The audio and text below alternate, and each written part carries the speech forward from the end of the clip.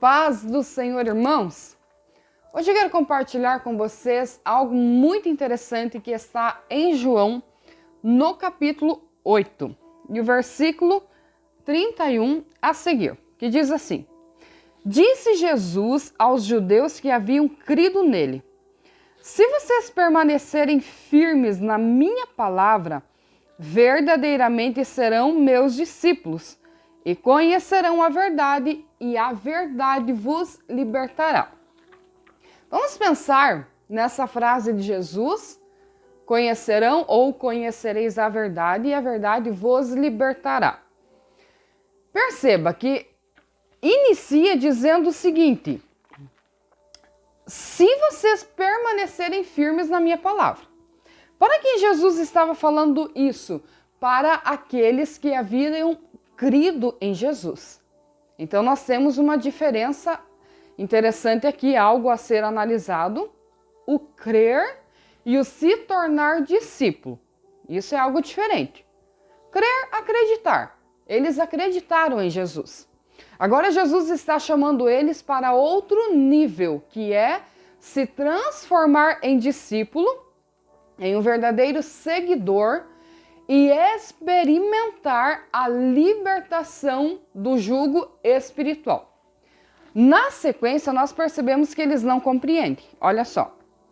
Versículo 33. Eles responderam: Somos descendentes de Abraão, nunca fomos escravos de ninguém. Como pode dizer que seremos livres? E Jesus respondeu: Eu digo a vocês a verdade, todo aquele que vive pecando é escravo do pecado. O escravo não tem lugar permanente na família, mas o filho pertence a ela para sempre. Jesus está fazendo uma proposta de que eles não sejam apenas participantes da família, falando do escravo, porque no mundo antigo era assim, o escravo participava da família, aqueles escravos que estavam ali há muitos anos, eles acabavam participando da família e muitos deles até recebiam alguma bonificação ali no final da sua vida, enfim. Jesus está dizendo o seguinte: eu não quero que vocês sejam apenas esse tipo de pessoa. Eu quero que vocês se tornem filhos. Agora, para se tornar filhos de Deus, precisa de conhecer Jesus, não de ouvir falar, mas de prática. Aqui está nos ensinando algo muito interessante. Não existe meio termo no mundo espiritual. Ou nós servimos a Cristo ou não servimos. Aqui está nos lembrando de algo interessante, que é posicionamento. Perceba que as pessoas não compreenderam e começaram a questionar. Nós somos descendentes de Abraão? Como o Senhor vem aqui nos dizer que nós não somos livres, que nós somos escravos? E Jesus vai explicar para eles na sequência. Olha só. Se o Filho vos libertar, verdadeiramente sereis livres. Sabe por quê? Porque eles não reconheciam Jesus como o Filho de Deus. É nesse nível que Jesus está debatendo com eles, posso usar esse termo, e tentando mostrar para eles a sua divindade, a sua filiação. Poxa, ele é o Filho de Deus. Ele está aqui na terra revelando o reino, pregando, falando das coisas eternas, e as pessoas não conseguem perceber e compreender. É mais ou menos nesse sentido que o texto se desenrola. Aí Jesus diz assim: eu sei que vocês são descendentes de Abraão. Claro que Jesus sabe. Aí ele diz assim: contudo estão procurando matar-me, porque em vocês não há lugar para a minha palavra. Eu estou dizendo o que vi na presença do Pai, e vocês fazem o que ouviram do Pai de vocês. Opa! Jesus está dizendo assim: eu sou o Filho de Deus e eu falo as coisas do meu Pai.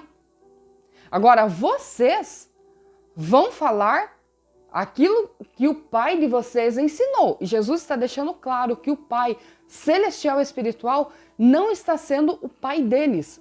Olha a sequência. Abraão é nosso pai, responderam eles.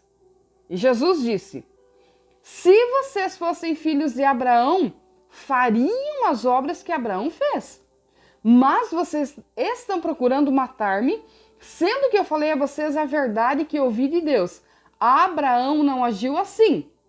Vocês estão fazendo as obras do pai de vocês. Eles afirmam que são filhos de Abraão, mas eles não são. Na descendência, na linhagem, na genealogia, sim, mas na promessa, não. Porque Jesus está falando aqui das coisas espirituais. Como que Abraão seguiu a Deus lá no seu tempo, lá no Velho Testamento? Através da fé. Ele obedeceu, ele creu, teve seus erros, seus acertos, mas ele creu e ele seguiu a voz de Deus. Agora que nós temos uma geração que é descendência de sangue, mas que não está entendendo que precisam carregar a promessa. E é nesse sentido que Jesus os confronta e vai ficar um pouquinho mais pesado. Protestaram eles. Nós não somos filhos ilegítimos. O único pai que temos é Deus. Olha só. E Jesus diz o seguinte: se Deus fosse o pai de vocês, vocês me amariam. Tá, vocês dizem que amam a Deus, mas vocês não me reconhecem como filho. Como que é isso?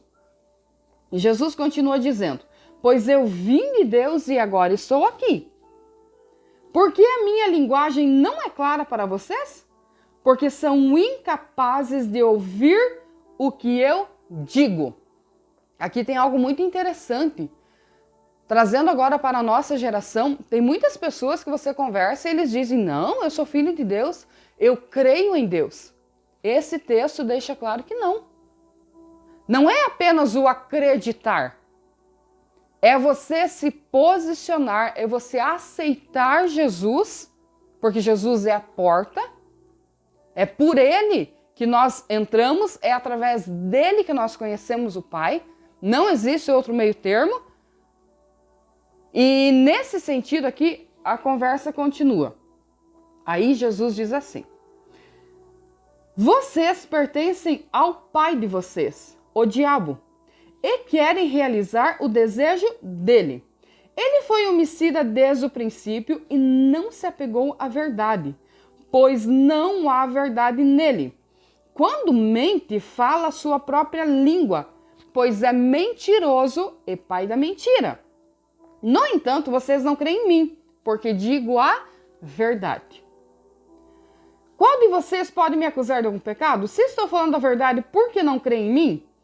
Aquele que pertence a Deus, ouve o que Deus diz. Vocês não o ouvem porque não pertencem a Deus.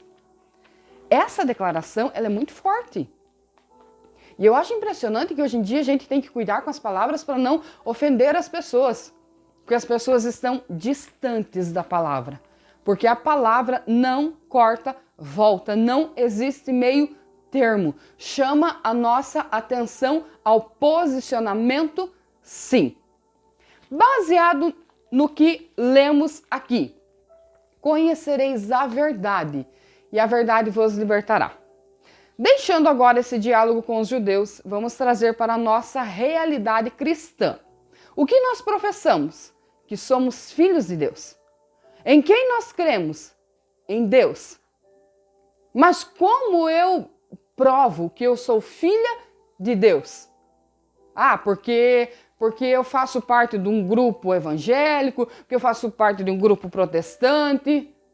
Não é o suficiente. Nós percebemos aqui que é preciso entregar o coração para Jesus. Quando a gente entrega o coração para Jesus, nós vamos mortificando a carne e nós vamos deixando de ser guiados pela carne para agora vivificar o Espírito e, através da santificação progressiva, termos comunhão eficaz com Deus. Agora eu quero usar outro texto para que nós possamos compreender o que é ser servo do pecado e o que é ser servo de Deus. Gálatas, no capítulo 5, e o versículo 16 diz assim: Ora, vos digo, vivam pelo Espírito e de modo nenhum satisfarão os desejos da carne. Irmãos, vencer a carne é um processo muito difícil, dolorido. Muitas pessoas não suportam, elas sucumbem, elas caem, elas cedem à tentação. Não é algo fácil.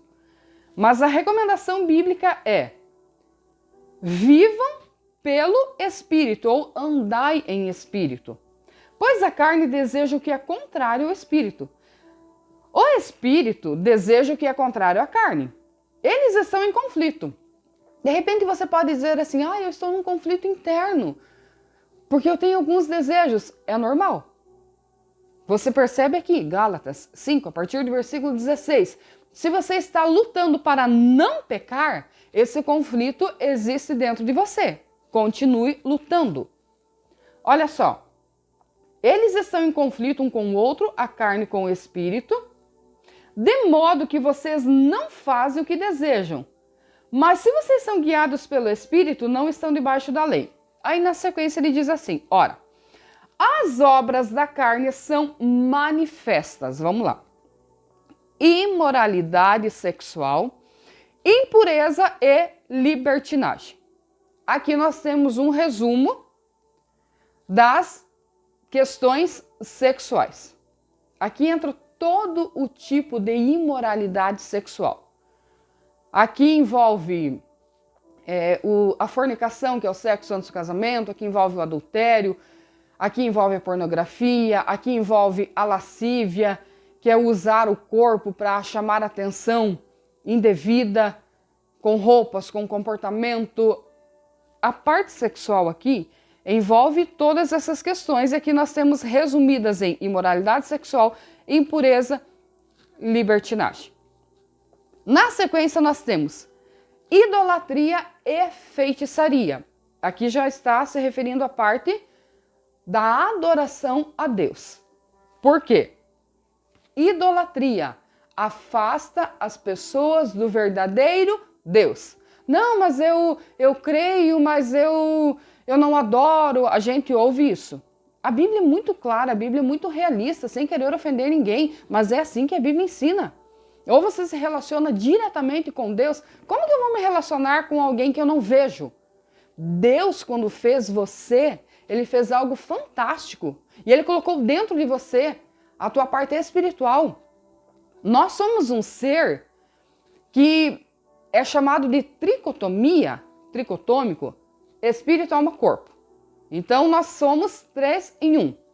A parte espiritual ela é específica para que você consiga orar e se relacionar e conversar com Deus. Você acha que Deus colocou isso em você sem sentido, sem propósito? Claro que não. É só a pessoa querer buscar a Deus e ela vai conseguir.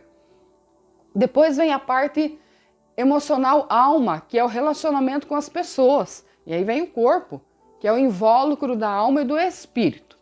Falando dos pecados de adoração, a idolatria afasta as pessoas de Deus. E aí vem a feitiçaria. Por que feitiçaria? Porque a feitiçaria, ela mente.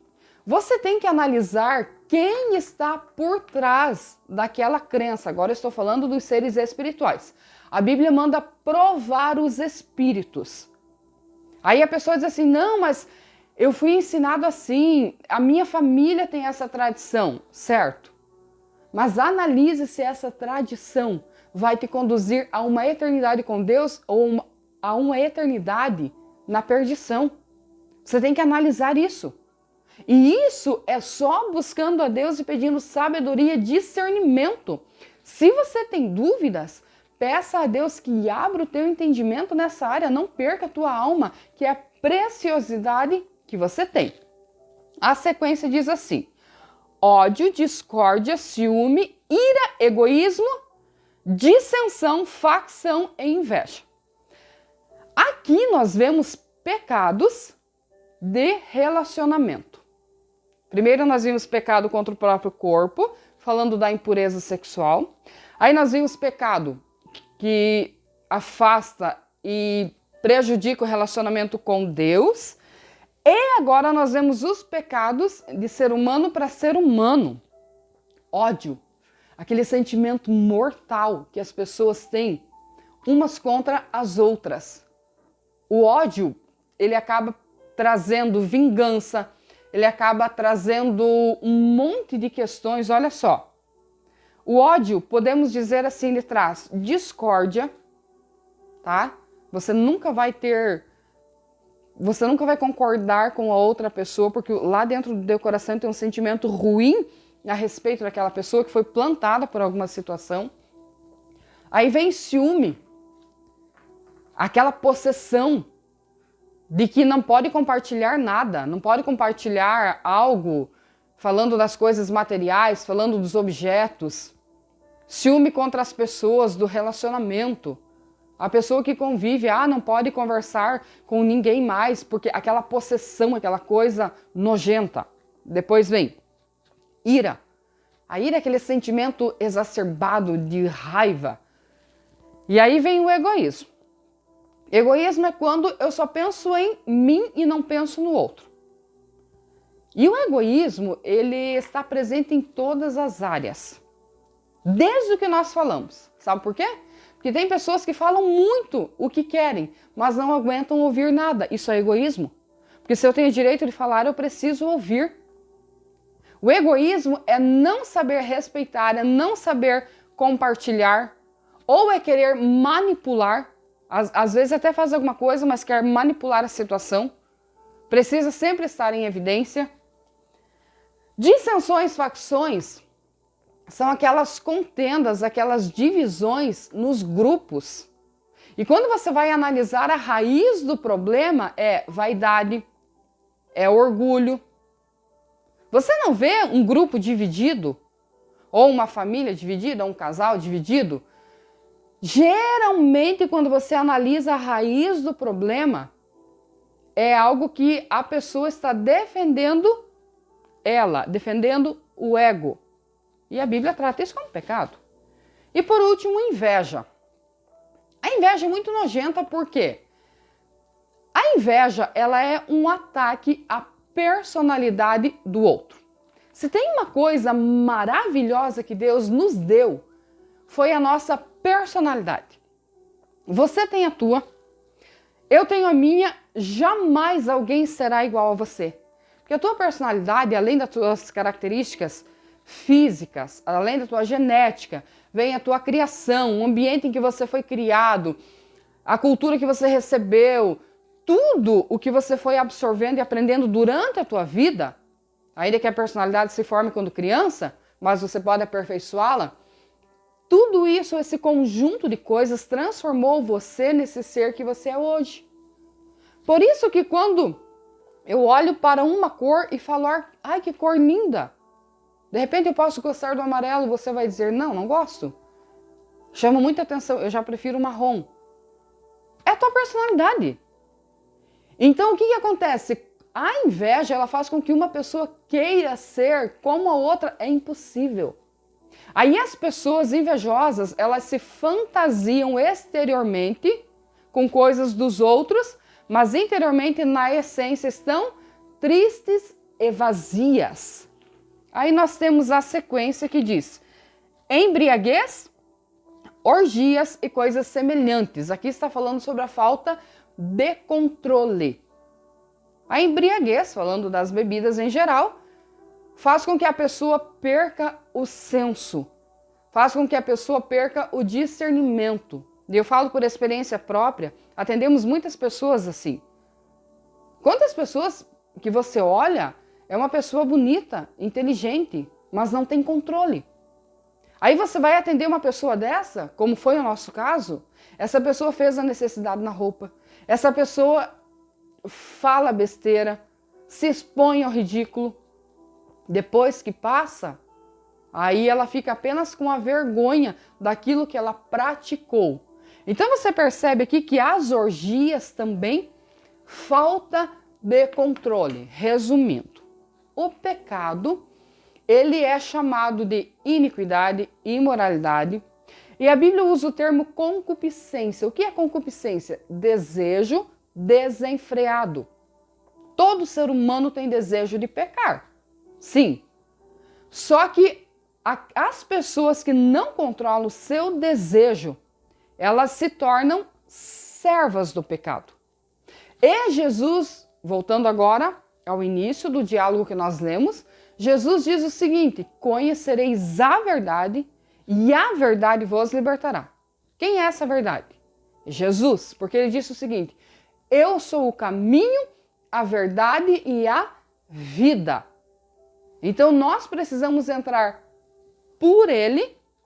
Aí é algo tão interessante, porque lá dentro do nosso coração começa a haver uma mudança, uma transformação, uma libertação. As pessoas que ignoram o processo de libertação nunca terão uma vida plena. Primeiro você tem que trabalhar o teu coração, para depois se preocupar com as outras coisas. Analisando outro ponto.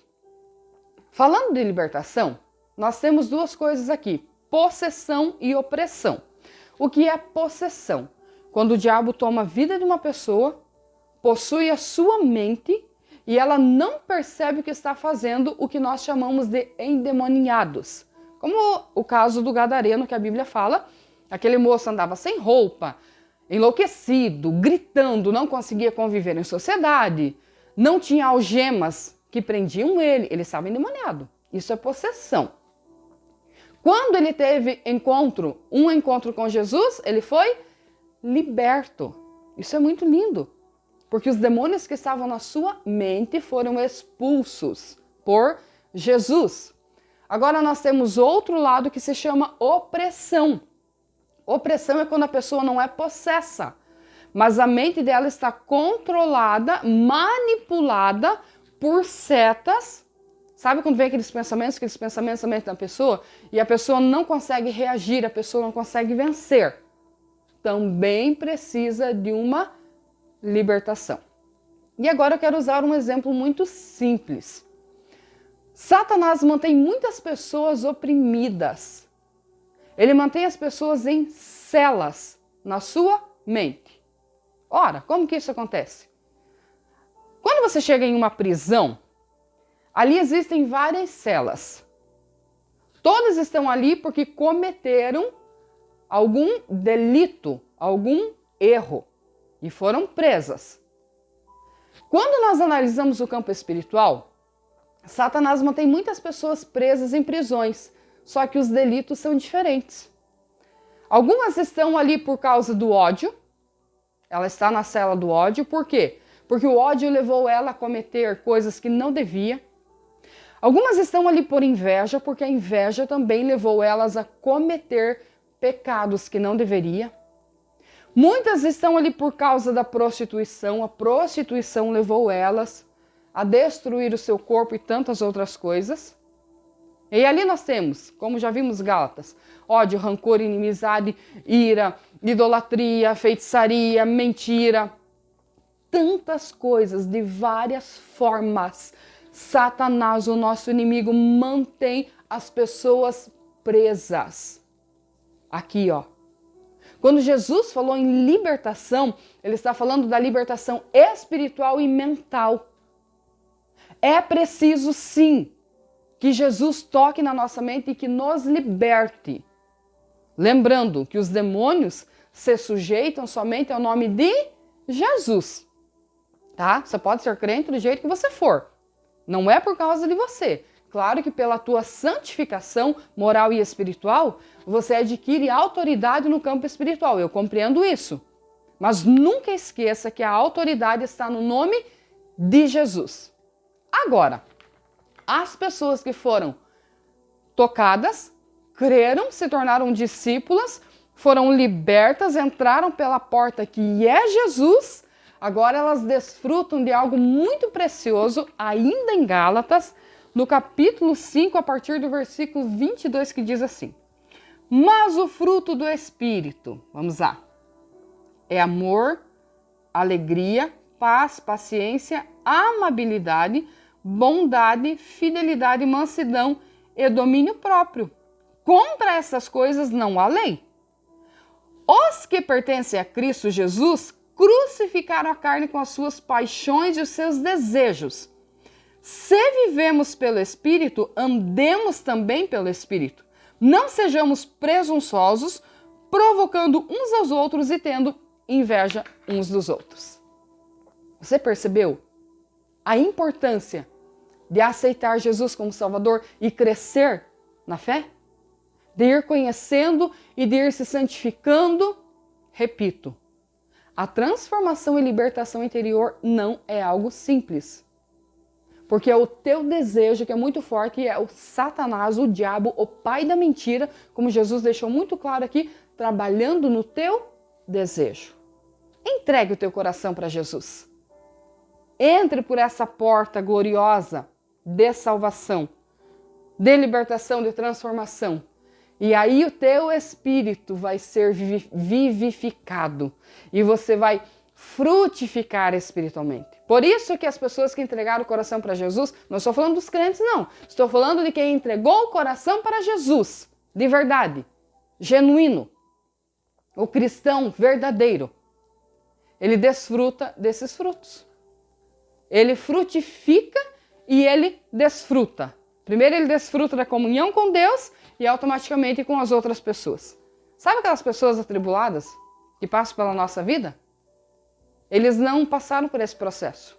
No momento em que eles passar por esse processo, que o seu ego for quebrado, massacrado, as paixões crucificadas, aí eles vão começar a desfrutar dessa paz interior, que é produzida em nós pelo Espírito de Deus, no momento em que entregamos verdadeiramente o coração para Jesus. E eu encerro dizendo para você o seguinte, olha que coisa linda, vale a pena repetir. Amor, alegria, paz, paciência, amabilidade, bondade, fidelidade, mansidão, domínio próprio. Que Deus te abençoe em nome de Jesus Cristo.